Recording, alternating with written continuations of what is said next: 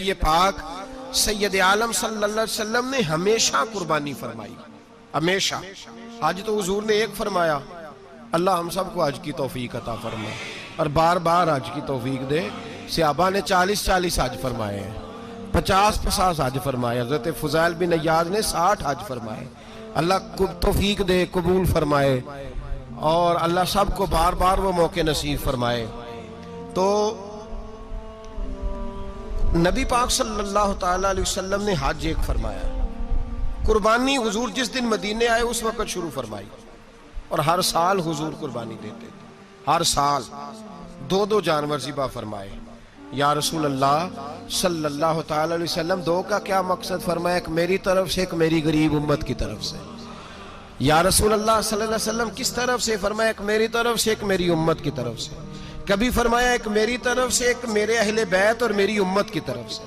2 جانور حضور نے ذبح فرمائے، اور پھر میرے حبیب پاک صلی اللہ تعالیٰ علیہ وسلم کے غلام مولا علی شیر خدا، ابن ماجہ کی روایت ہے، حضرت علی شیر خدا فرماتے ہیں کہ نبی پاک علیہ السلام 2 جانور ذبح کرتے تھے۔ خود حضرت علی کی جب باری آئی تو انہوں نے بھی 2 فرمائے۔ تو صحابہ نے پوچھا کہ علی 2 کیوں؟ 2 کس لیے؟ تو حضرت علی رضی اللہ تعالیٰ عنہ فرمانے لگے مجھے میرے حبیب نے وصیت فرمائی تھی کہ علی تو نے 2 کرنے، ایک اپنی طرف سے کیا کرنا، ایک میری طرف سے کرنا۔ تو میں ایک اپنی طرف سے دیتا ہوں، ایک اپنے نبی پاک کی طرف سے دیتا ہوں صلی اللہ علیہ۔ 2 جانور۔ آپ لوگوں نے سنی ہوئی ہے یہ بات کہ مہینہ کھانا نہیں پکتا تھا حضور کے گھر میں۔ حضرت عائشہ فرماتی ہیں 3 چاند اور 3 سورج کٹھے کبھی نہیں دیکھے جب ساتھ روٹی بھی کھائی ہو، یعنی 3 دن مسلسل کبھی کھانا نہیں کھایا۔ قربانیاں کتنی دیں؟ بولیے۔ حضرت علی شیر خدا کا مکان کوئی نہیں اپنا، کوئی گھر نہیں بنایا۔ مولا کائنات شیر خدا، میں نے یہ بات پھر دہرا رہا ہوں، پہلے بھی میں نے عرض کی تھی، پکا کرنے کے لیے دہرا رہا ہوں۔ حضرت علی کا کوئی کاروبار نہیں بظاہر۔ بی بی صاحبہ فرماتی ہیں کہ کئی ہفتے صرف سرکہ اور کھجوریں۔ قربانیاں کتنی؟ اسی سارے صاحب لان ٹورے ہیں کہ ساڑھے تے لگ دیئے کہ نہیں، پکا۔ اور پھر جب بات ہوتی ہے دینے کی تو ماحول اور ہوتا ہے، جب لینے کی باری ہوتی ہے تو ماحول اور ہوتا ہے۔ قربانی واجب ہے اس شخص پر جس کے پاس 52.5 تولے چاندی یا 7.5 تولے، لیکن میں 7.5 تولے والا فتویٰ نہیں دیتا، میں 52.5 تولے چاندی والا فتویٰ دیتا ہوں۔ اس لیے کہ 52.5 تولے چاندی تو شاید تولہ یا 1.5 تولہ سونے کے برابر ہی ہو جائے، ٹھیک ہے نا جی؟ تو 7.5 تولے سونا 50-60 ہزار روپیہ جس آدمی کے اکاؤنٹ میں موجود ہے وہ قربانی کرے۔ بلکہ امام شافعی رحمۃ اللہ علیہ فرمایا کرتے تھے جس نے 3 کمروں کو تالا لگایا ہوا ہے وہ 3 کمرے فارغ ہیں، اس کے کسی کام کے نہیں، ان کی قیمت کا حساب لگائے۔ چھت پہ سٹور بنا دیا ہے، کوئی مطلب نہیں اس کا، اور جو ویسے رکھی ہوئے ہیں کوئی معنی ہی نہیں کمرے کا، فرماتے تھے حساب لگائے، قربانی کرے۔ رب کریم کی بارگاہ میں دینے کا جب معاملہ آیا تو گول کر گیا کام۔ میرے رسول کائنات سرور عالم صلی اللہ علیہ وسلم کا جب اپنے لیے چیزیں استعمال کرنے کا ماحول ہے تو محبوب پاک علیہ السلام نے مہینہ روٹی نہیں پکائی۔ یہاں جو آدمی ہر جمعرات کو 4 کلو بکرے کا گوشت پکاتا ہے اور ہر تیسرے دن مرغی کا گوشت لاتا ہے، وہ قربانی کی باری آتی ہے تو کہتا ہے میرے پہ لگتی نہیں۔ وہ ٹھیک ہے ابا جی لے آئے، ابا جی کی طرف سے قربانی ہے، اس دفعہ ابا جی کی، اگلی دفعہ اماں جی کی، اس سے اگلی دفعہ دادی جی کی۔ او خدا کے بندو، جس آدمی کے پاس پیسے ہیں پہلے اپنی قربانی واجب ہے۔ میری بات کی سمجھ آ رہی ہے عزیزوں کو؟ جو آدمی صاحب استطاعت ہے پہلے کس کی قربانی کرے گا؟ وہ کمائی کرتا ہے، اس کے اپنے اکاؤنٹ میں تنخواہ آتی ہے، ابا جی کے اکاؤنٹ میں نہیں آتی۔ اس نے اپنا بینک بیلنس چوری بھی رکھا ہوا ابا جی سے۔ پہلے اپنی قربانی کرے، اگر اس کو شوق ہے، دل کرتا ہے تو ایک اور خریدے، پھر ابا جی کی طرف سے کرے۔ اگر اللہ نے توفیق دیا تو ایک اور خریدے، اماں جی کی طرف سے کرے۔ اور اگر اس کے دل کو اللہ ٹھنڈک عطا کرے، سکون کرے، تو پھر اپنے رسول کی طرف سے بھی قربانی دے، پھر اپنے محبوب کی جانب سے بھی قربانی کرے۔ نبی پاک صلی اللہ تعالیٰ علیہ وسلم نے ہر سال 2 قربانیاں دی، 10 سال۔ کل کتنی ہوگی 10 سالوں میں؟ بولیے۔ اور جب حضور حج کرنے گئے نبی پاک نے 63 اونٹ ذبح فرمائے۔ ایک اونٹ میں کتنی قربانیاں ہوتی ہیں؟ 63 اونٹ حضور نے ذبح فرمائے. اور حدیث بڑی مزیدار ہے. حضرت ابو ہریرہ رضی اللہ تعالیٰ عنہ فرماتے ہیں کہ جب اونٹ ذبح کرنے کی باری آئی تو ہم سوچ رہے تھے، پریشان تھے کہ یہ تو بڑا مشکل ہے ذبح کرنا، بڑا مشکل ہے، اس کو تو نہر کرنا پڑتا ہے، گرانا پڑتا ہے، باندھنا پڑتا ہے. سب سے مشکل کام اونٹ ذبح کرنا ہے. تو نبی پاک صلی اللہ علیہ وسلم کی تو عادت کریمہ ہے، اپنے ہاتھ سے ذبح کرتے ہیں حضور. وہ ہمارا اللہ خیر کرے، اب اللہ ہی حافظ ہے. ذبح کرنا تو دور کی بات ہے. ہمارا جو بی اے پاس لڑکا ہے نا، اس کو ڈر آتا ہے جانور کے پاس کھڑے ہوتے بھی. کہتے ہیں بچوں کو اندر لے جاؤ، 10 سال کا 12 سال کا، اس کو اندر لے جاؤ، ذبح کرنا ہے، روئے گا. اور بس کرو یار، یہ کس قوم سے تمہارا تعلق پڑ گیا ہے؟ ہمارے تو 12 اور 14 سال کے معوذ اور معاذ ابو جہل کی گردن کاٹ کے رکھ دیا کرتے تھے. اور تو بچہ بکرا ذبح کرنے سے ڈرا رہا ہے. اس کو کھڑا کر لا کے. قربانی تو جہاد کی ٹریننگ ہے. وہ کھڑا کر، اس کو کہا بیٹا یہاں کھڑا ہو، اللہ کے رستے میں بکرے کی گردن کاٹنی ہے. اگر کوئی شخص خدا رسول کے دین کی مخالفت کرے، کفر کا جھنڈا اٹھائے، تو اس کی گردن بھی کاٹنی ہے. یہ ٹریننگ ہے بچوں کے لیے. یہاں عجیب ماحول ہے، ڈر لگ رہا ہے، پیچھے ہٹ جاؤ. اور جس صاحب کی قربانی ہے وہ بھی کوئی 1.5 کلومیٹر کے فاصلے پہ کھڑے ہیں، دور کھڑے ہو کے دیکھ رہے ہیں. نفیس ہی بڑے ہیں جناب، لطیف ہی بڑے ہیں. کپڑوں کو کوئی قطرہ خون کا لگ گیا تو بڑی مصیبت بن جائے گی. اور امیر آدمی، اس کا تو گھر کسائی نے خود فون کیا ہے کہ صاحب سب سے پہلے میں آپ کے گھر آؤں گا. اس کو پتہ ہے کہ منہ مانگی قیمت ملے گی. مہربانی فرمائیں، قربانی میرے رسول پاک صلی اللہ علیہ وسلم سے زیادہ نفاست والی طبیعت کسی کی نہیں. صحابہ کہتے ہیں اتنا حسین محبوب کا انداز تھا کہ کبھی کپڑوں پہ مکھی بھی نہیں بیٹھی تھی. اور حضور سے ہم سلام لیتے تھے، دست مبارک چومتے تھے تو ہمارے ہاتھوں سے کستوری کی خوشبو آنے لگتی تھی. اور فرماتے ہیں نبی پاک کا ہاتھ یوں ہوتا تھا کہ برف بھی اتنی ٹھنڈی نہیں جتنا پیارا حضور کا ہاتھ ٹھنڈا ہوتا تھا. پھر بھی حضور دست مبارک میں خنجر پکڑتے، جانور کو لٹاتے اور اپنی طامت کو سمیٹتے، اور اللہ کے حبیب گھٹنا رکھتے اس کی گردن پر، اور بسم اللہ اللہ اکبر کہہ کے ذبح فرماتے. حضور خود دست مبارک سے. تو اتنا زیادہ نازک مزاج ہو گیا ہے کہ اب یہ والی سنت ادا کرنا مشکل ہو گیا تیرے لیے. 63 اونٹ ہیں.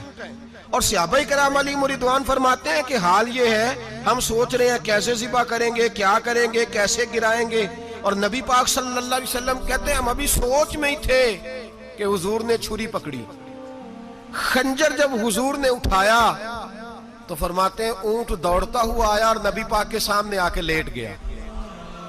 فرماتے ہیں اللہ کے رسول نے بسم اللہ اللہ اکبر کہہ کے ذبح کیا. اس نے ٹانگ بھی کوئی نہیں ہلائی، پیر بھی کوئی نہیں ہلایا. وہ کسی شاعر نے بڑی عجیب بات کہی تھی. اس نے کہا پھنسی جو دام میں بلبل تو لگی یوں کہنے، کرے گا قتل کیا تو نے جب اسیر مجھے، کباب شمع کے شعلے پہ کیجیو سیاد، شکل گل نظر آئے دم اخیر مجھے. وہ کہتے ہیں بلبل کو شکاری، سیاد شکاری نے پکڑ لیا بلبل کو. تو سیاد سے بلبل کہنے لگی تو نے پکڑا ہے تو قتل تو کرے گا ہی نا، کھائے گا تو صحیح، ایک میری منت ہے. شکاری کہنے لگا وہ کیا؟ تو بلبل کہنے لگی جب تو مجھے ذبح کرے نا اور پکائے تو مجھے پھول سے بڑی محبت ہے. اس طرح کرنا، کوئلے اتنے زیادہ دہکانا، اس قدر زیادہ آگ جلانا کہ ان کی شکل گلاب کے پھول کی طرح سرخ ہو جائے.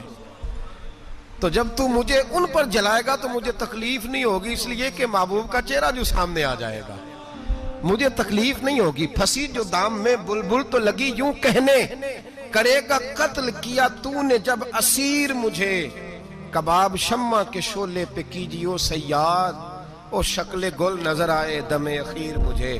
اعلیٰ حضرت بریلوی علیہ رحمہ فرمایا کرتے تھے، فرماتے تھے بڑی تکلیف ہوگی جب جان نکلے گی. روایتوں میں آتا ہے جس طرح باریک دوپٹہ جھاڑیوں پہ ڈالا جائے، کھینچا جائے تو پھٹ جاتا ہے، یوں تکلیف ہوگی. پر فرمانے لگے رسول اللہ کے غلام کو کوئی تکلیف نہیں ہوگی. حضور کیوں؟ فرمایا اس لیے کہ جب جان نکلنے لگے گی تو سامنے جلوہ ودہاد آ جائے گا. حضور کے جلوے ہوتے رہیں گے تو پتہ ہی نہیں چلے گا جان کیسے نکل گئی. پھنسی جو دام میں بلبل. تو صحابہ فرماتے ہیں کہ اونٹ دوڑتا ہوا آیا، حضور کے سامنے آ کے لیٹا، نبی پاک نے ذبح فرمایا اور فرماتے حد ہو گئی. حضور نے توجہ فرمائی تو دوسرا دوڑتا ہوا آ گیا. تیسرا آ گیا. حضرت ابو ہریرہ فرمایا کرتے اونٹ ایک دوسرے کو دھکے دیتے تھے, پیچھے ہٹ جا, پہلے میں نے جانا ہے, پہلے میں نے جانا ہے. 63 اونٹ وادی منا میں حج کے موقع پر میرے رسول پاک نے دست مبارک سے ذبح فرمائے. ہر قربانی حضور نے اپنے ہاتھوں سے فرمائی. قربانی واجبات دین میں سے, ضروریات دین میں سے, اور کوئی اتنا لمبا چوڑا مسئلہ نہیں. بہت ساری چیزوں کو خود بخود مشکل کر لیتے ہیں. ٹی وی پہ خبر آتی ہے فیصل آباد کے 2 بیل ہیں, بھولو اور ڈولو, پتہ نہیں کتنے من ان کا وزن ہے. ان سے پوچھا جا رہا ہے کہ بھولو ڈولو کھاتے کیا ہیں؟ تو کہتے ہیں بادام کھاتے ہیں, مکھن کھاتے ہیں. یہ جناب پتہ نہیں ان کو دودھ کتنے کلو روز پیتے ہیں, اور بھولو ڈولو بیچارے سے خود نہیں چلا جا رہا. لگ ایسے رہ جیسے وہ خود کہہ رہے ہیں مہربانی کرو ہمیں ذبح کر لو, اب تو اٹھا بیٹھا بھی نہیں جا رہا. او خدا کے بندو, دین کی اصل حقیقت کو سمجھو. یہ تو حضور نے فرمایا خوبصورت جانور لاؤ, یہ کس حدیث میں آیا ہے کہ اسے بادام کھلاؤ؟ آج لوگ انسانوں کو روٹی نہیں مل رہی اور جانوروں کو بادام کھلا رہے ہو. اس کے حصے میں جو اللہ نے شے رکھی ہے نا وہ چارہ ہے. اس کو چارہ کھلاؤ اور اچھے طریقے سے پیٹ بھر کے کھلاؤ. جانور کو پیٹ بھر کے چارہ کھلایا جائے تو جتنی اس کی طبیعت ہوتی ہے اس حساب سے وہ صحت مند ہو جاتا ہے. باقی یہ تو آپ کسی شخص کو اتنا کھلا دیں کہ اس کا پیٹ اتنا بڑا ہو جائے, پھول جائے, تو وہ بیچارہ تکلیف میں آئے گا کہ نہیں آئے گا؟ یہ کس قسم کا ماحول ہے؟ ایک بکرا بکا ہے لاہور میں, اور سیٹھوں نے شرطیں لگائی ہوئی ہیں, میں 5 لاکھ کا لایا ہوں تو میں 9 لاکھ کا. یہ کیا چکر ہوا؟ مجھے اتنا کھلایا جی اس کو فلاں چیز. یہ کس نے کہا ہے کھلانے کا؟ بادام کھانا کس حدیث میں آیا؟ کس صحابی نے اپنے بکرے کو بادام کھلائے؟ کس نے مکھن کھلایا؟ کس نے پیڑے کھلائے؟ بس کرو, عجیب تماشا لگ گیا. اور یہاں تو اتنی بری حالت ہو گئی ہے کہ عورتیں ناچنے لگی ہیں قربانی کے جانوروں کے آگے, بیبیاں بیچنے لگی ہیں. اللہ کے غضب کو آواز نہ دو. یہ قربانی ہے کہ ہر چیز کا, مذہب کی ہر شے کا مذاق بنا دیا ہے. جس دین نے عورت کی اپنی قربانی بھی ہو تو اس کو ذبح کرنے کی اجازت نہیں دی, مرد ذبح کرے گا. جو دین کہتا ہے کہ عورت ذبح نہیں کرے گی, وہ عورت بیچ سکتی ہے اللہ کے جانور؟ یہاں جس کا میں نے رمضان میں بھی کہا تھا, پھر بات دہراتا ہوں, سارا سال ناچتے گاتے ہیں, اور عید کا موقع آتا ہے تو 2-4 مولوی بٹھا کے وہ دین سکھانا شروع کر دیتے ہیں. کوئی پتہ ہی نہیں, کوئی خبر ہی نہیں. جس بوتل میں کل تک شراب بک رہی تھی اسی میں دودھ پلاؤ گے؟ جس برتن میں کل تک پیشاب تھا اس میں آج لوگوں کو شہد پلاؤ گے؟ بس کرو, یہ مذاق نہیں, یہ رسول اللہ کا دین ہے.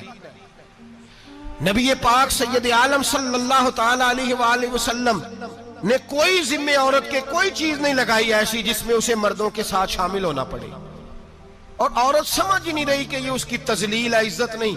صابن بک رہا ہے تو ساتھ بی بی کھڑی ہے, شیمپو بک رہا ہے تو عورت اس کی جو ہے وہ ایڈ دے رہی ہے.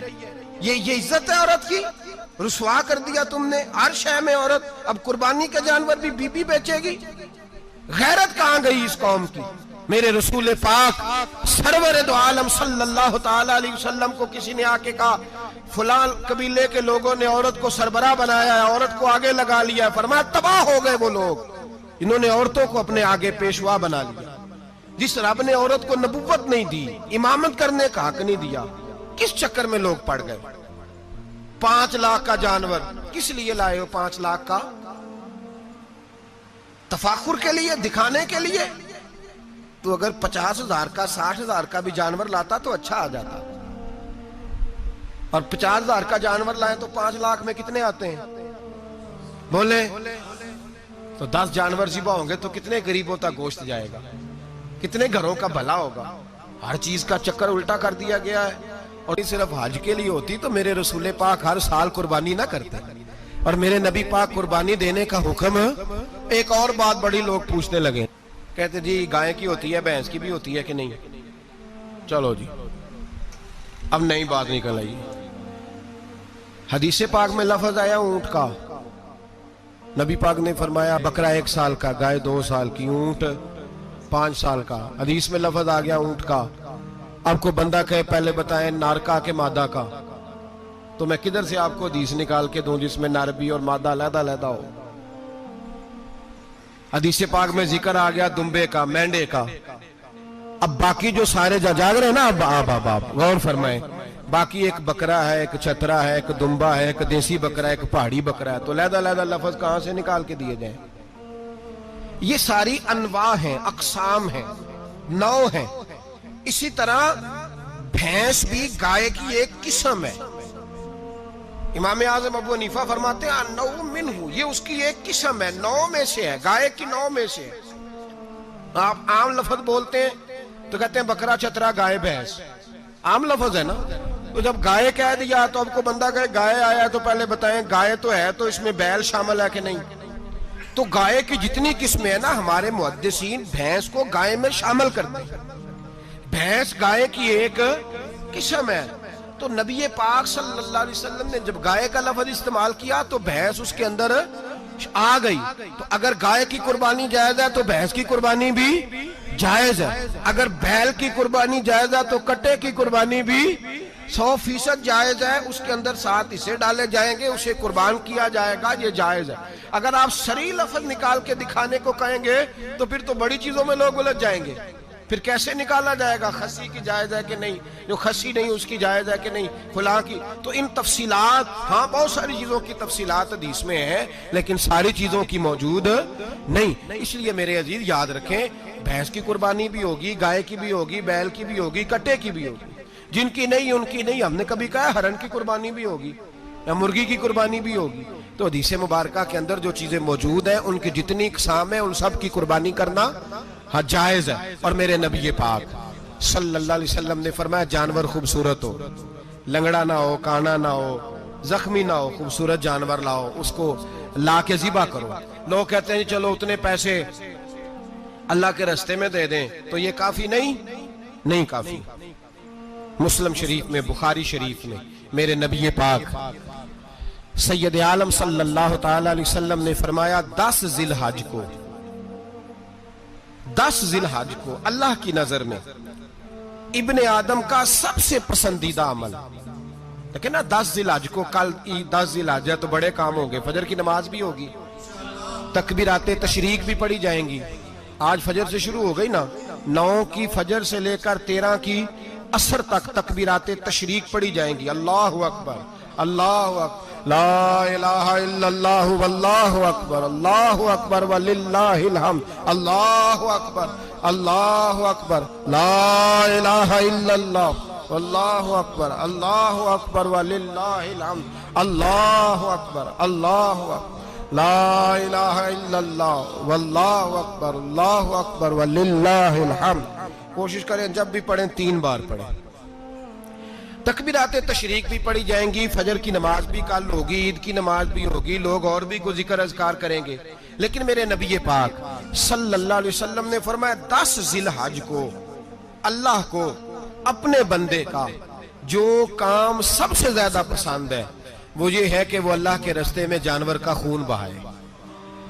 حالانکہ نمازیں بھی ہیں، اذکار بھی ہیں، تکبیرات بھی ہیں، سارا کچھ ہے، پر اللہ کو سب سے زیادہ کیا پسند ہے؟ جانور کو قربان کرنا. یہ اللہ کو بڑے خوبصورت لفظ نبی پاک علیہ السلام نے فرمایا قربانی کا جانور قیامت کے دن اپنے سینگوں اور کھروں سمیت آئے گا، اور جس نے قربانی کی ہوگی اس کی بخشش کروا کے اسے جنت میں لے کر جائے گا.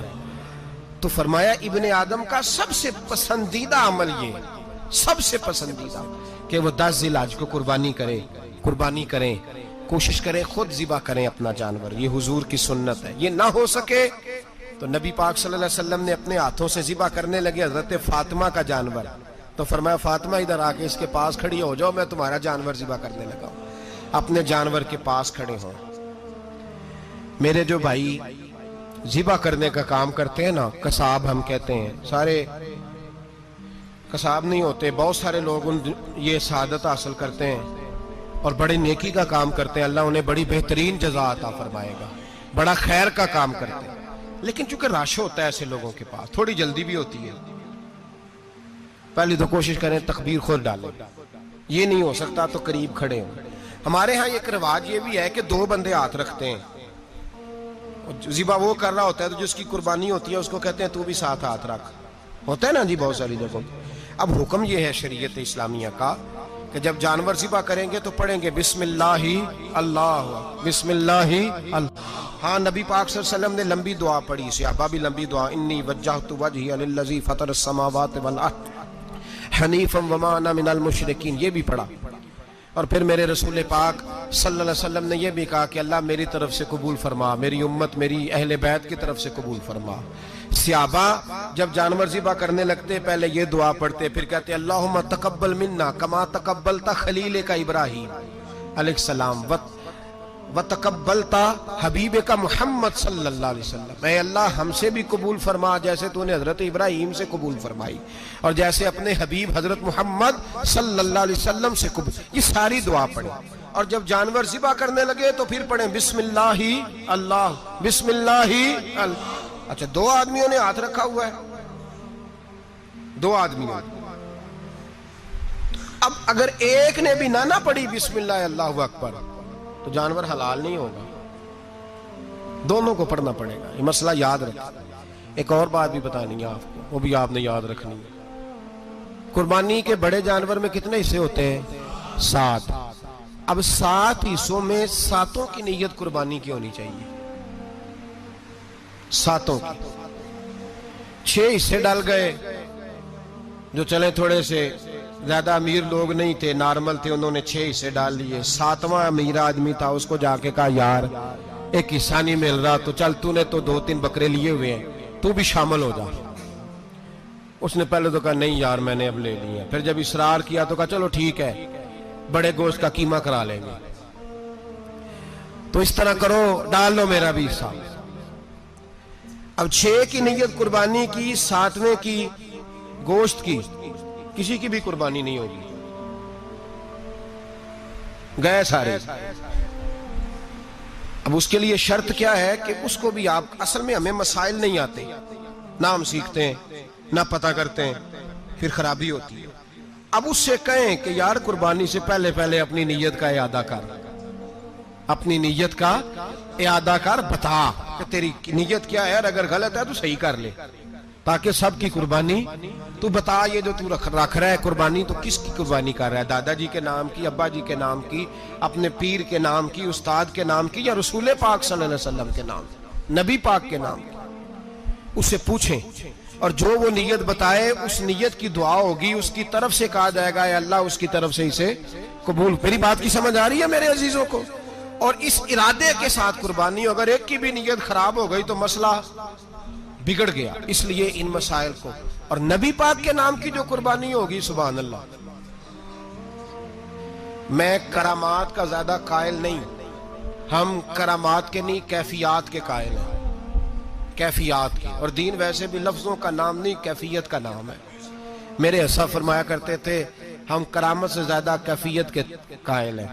اگر مرید ساری زندگی کرامتیں سناتا رہے اور کبھی اسے مدینے جانے کا شوق ہی پیدا نہ ہو، کبھی نبی پاک کے نام پہ آنسو نہ آئے، تو پھر کرامت کا فائدہ نہیں، کیفیت تو ملی نہیں اسے، ہم کیفیت۔ اسی طرح ہم نظرانے کے نہیں نظر آنے کے قائل ہیں۔ تو بھائی یہ یاد رکھ لیں، کیفیت کا نام دین ہے، نبی پاک کے نام کی قربانی۔ میں قائل تو نہیں کرامت کا، لیکن ایک بات میں نے اپنے ایک استادوں سے، ایک بزرگوں سے سنی ہے، میرا دل کرتا ہے وہ سنا دوں آپ کو۔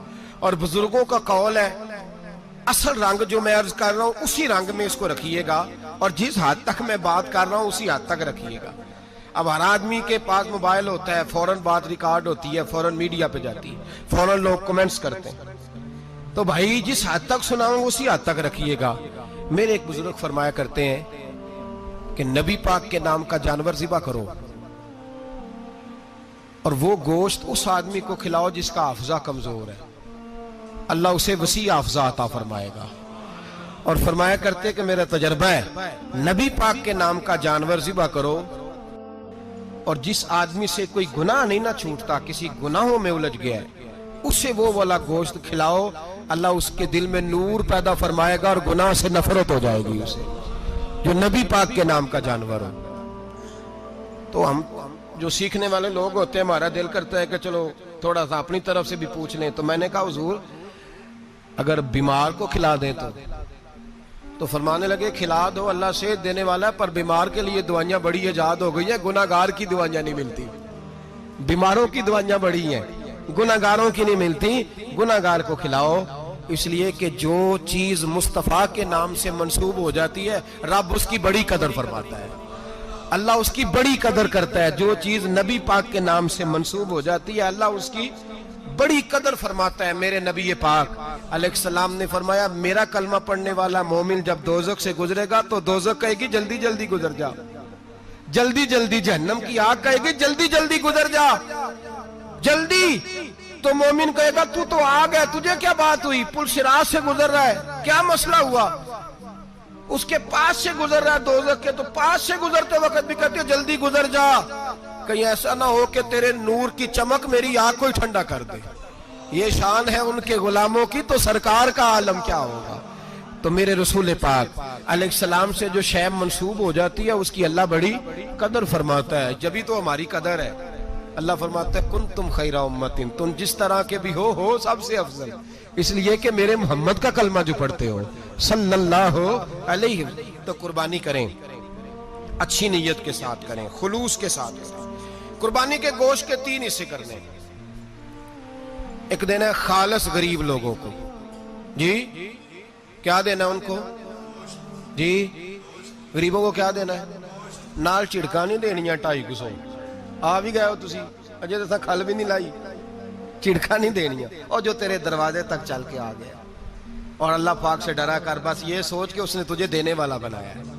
भाई ये सोच कि कोई किसी के दरवाजे तक नहीं जाता, ये सोच वो बड़ा बेनियाज है, कुछ का कुछ कर देता। तेरे दरवाजे तक आ गया ना, बस ठीक हो गया। तू समझ कि उसने तुझे बड़ी इज्जत दी है, तेरे दरवाजे तक छापर लेके आया है, झिड़के ना दे, उत्ते बह जा, तू आ भी गया है, ऐसे ना कर, ऐसे ना कर बिल्कुल। बस जो आ गया है ना उसको इज्जत दे, वकार दे। गरीब को गोश्त देना है, 7 झिड़के नहीं देनी।